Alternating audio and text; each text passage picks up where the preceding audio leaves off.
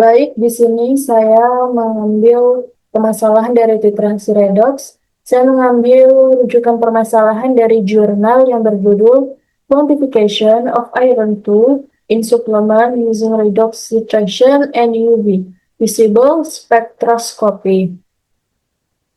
Dari kutipan yang saya temukan dari jurnal tersebut tadi, yang artinya bagian yang paling sulit dari titrasi ini adalah mengamati perubahan dari larutan putih keruh menjadi larutan merah muda samar. Untuk membantu penentuan ini, mahasiswa diberi penjelasan mengenai berbagai warna yang terlihat selama persiapan KMNO4 dan tablet mereka sebelum, selama, dan setelah titrasi. Kesulitan tambahan dapat muncul akibat reaksi dengan komponen tablet selain zat besi, sehingga perhatian ekstra diberikan selama titrasi selama pertama untuk memantau perilaku tablet. Jadi permasalahannya yaitu bagaimana cara memastikan keakuratan kandungan zat besi dalam suplemen yang kita konsumsi jika proses titrasi redoks rentan terganggu oleh bahan tambahan lain dalam tablet. Nah, saya menemukan atau mendapatkan solusinya dari jurnal pembanding yang judulnya yaitu Photometric Determination of Iron in Pharmaceutical Formulation Using Double Beam Direct Injection Flow Director, yaitu kutipan solusi permasalahannya. Yang pertama yaitu karya ini menjelaskan prosedur otomatis yang baru dan sederhana untuk menentukan zat besi dalam produk farmasi. Dalam metode ini, total besi ditentukan sebagai Fe2 melalui deteksi fotometrik menggunakan 1,10 sampai phenanthroline sebagai agen pengompleks. Untuk mencapai parameter analisis yang tepat, metode otomatis menggunakan sistem DID sinar ganda digunakan. Ini adalah pertama kalinya direktor ini diterapkan untuk tujuan analisis dalam analisis farmasi. Atau karya ini menjelaskan prosedur otomatis yang baru dan sederhana untuk menentukan zat besi dalam produk farmasi.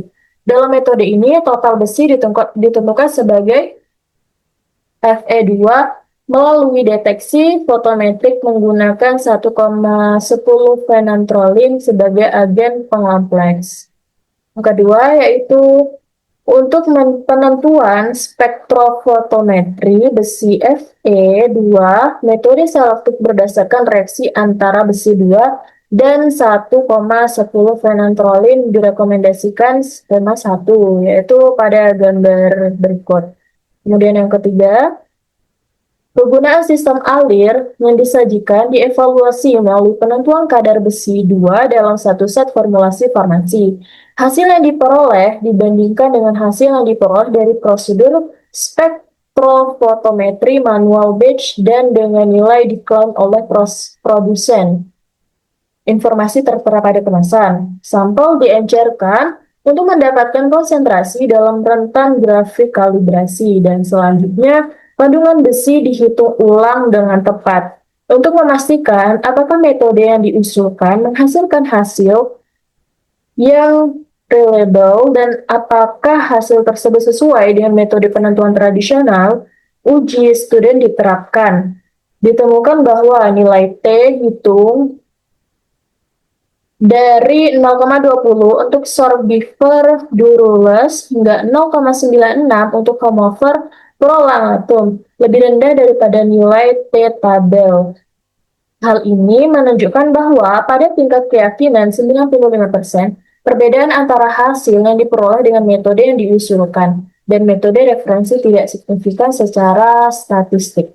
Kemudian yang keempat yaitu untuk memeriksa keakuratan metode yang diusulkan, studi perolehan kembali dilakukan. Sampel formulasi farmasi di spike, persentase perolehan kembali dihitung, dan hasilnya berada pada kisaran 93 hingga 107%. Hasil yang ditunjukkan pada tabel 2 mengonfirmasi keabsahan metode yang diusulkan.